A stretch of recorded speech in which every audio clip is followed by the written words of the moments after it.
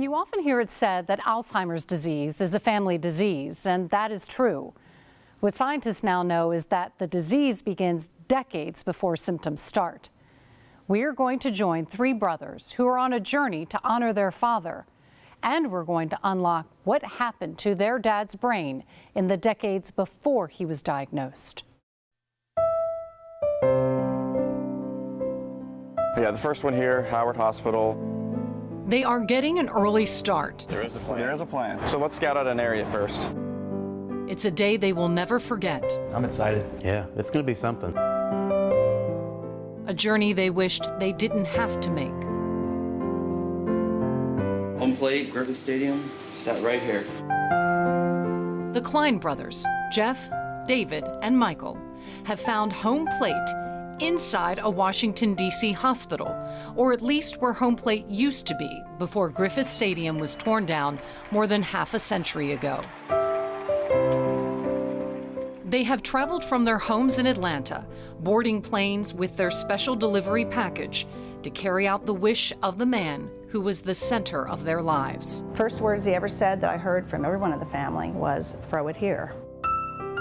It was there from the beginning, Richard Klein's love of sports, of baseball. They're one of the original franchises. His childhood was spent at Washington Senators games at Griffith Stadium, his Lutheran minister father receiving tickets for free. Richard Klein was faithful in every sense of the word to his team. They weren't a very good team. To his wife and boys. The four boys, I called them. To his job as a federal judge. But the soundtrack of his life was baseball.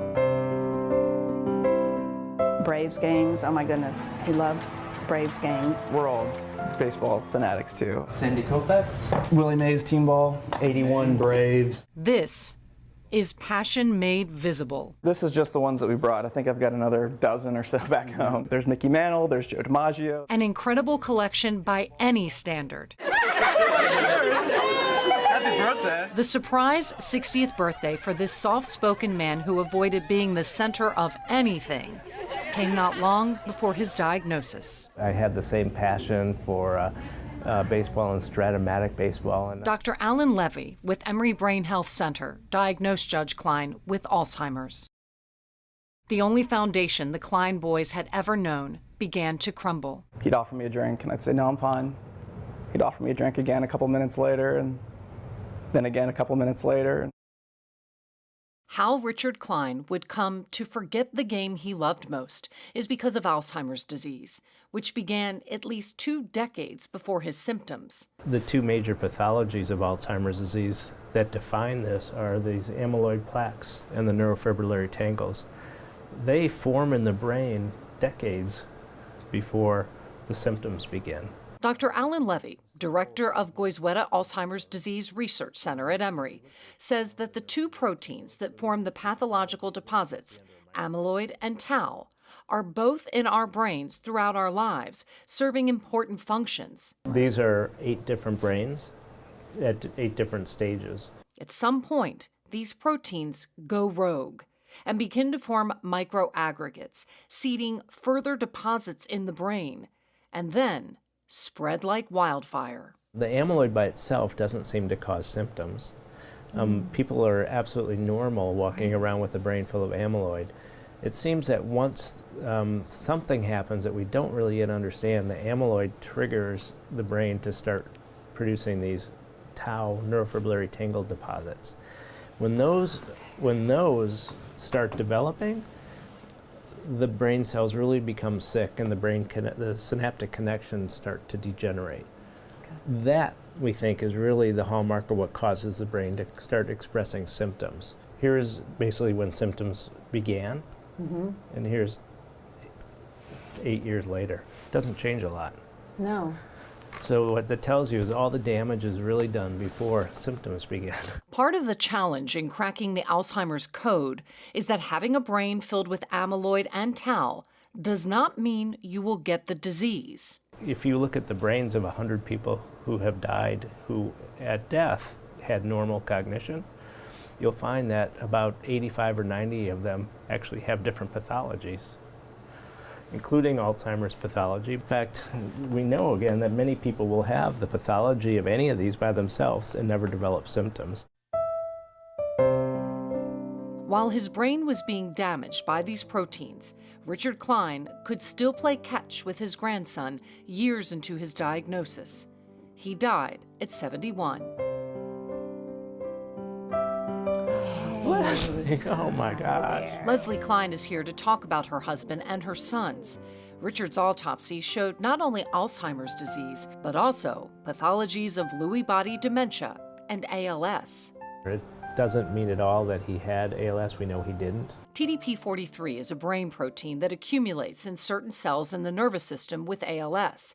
Lewy bodies are yet another protein aggregate, and when it deposits in the brain, it's a pathological hallmark of Parkinson's disease.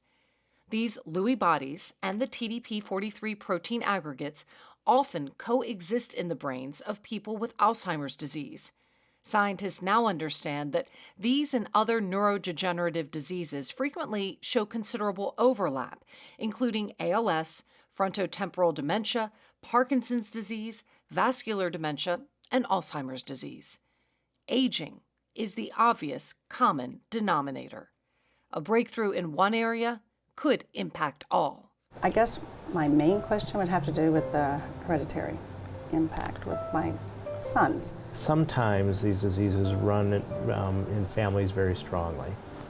I don't see that pattern in Richard's situation, so I don't think your sons are at particularly high risk. All of us are made up of half our mother, half our father, so we know that those genetic influences are getting passed on, but it's not in a simple cause and effect way. By far the biggest thing contributing to their risk is going to be aging.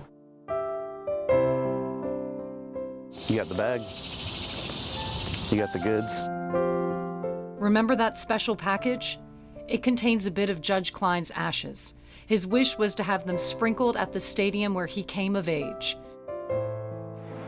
Final farewell. Sprinkling where the field used to be, and at an iconic oak tree that hung over the stadium.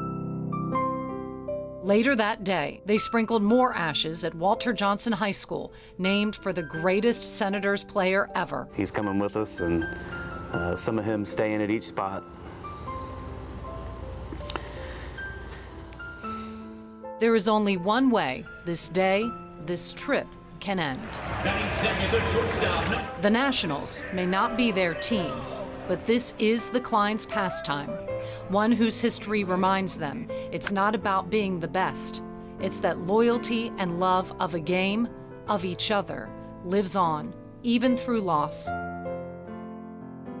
And that when your dad asks you, you take him home.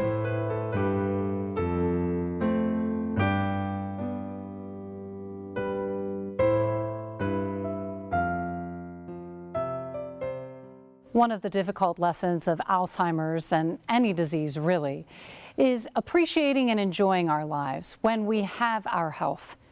In Judge Klein's family, his boys are best friends and continue their love of baseball, and his wife is traveling as they had planned. That is how the people we love live on through us.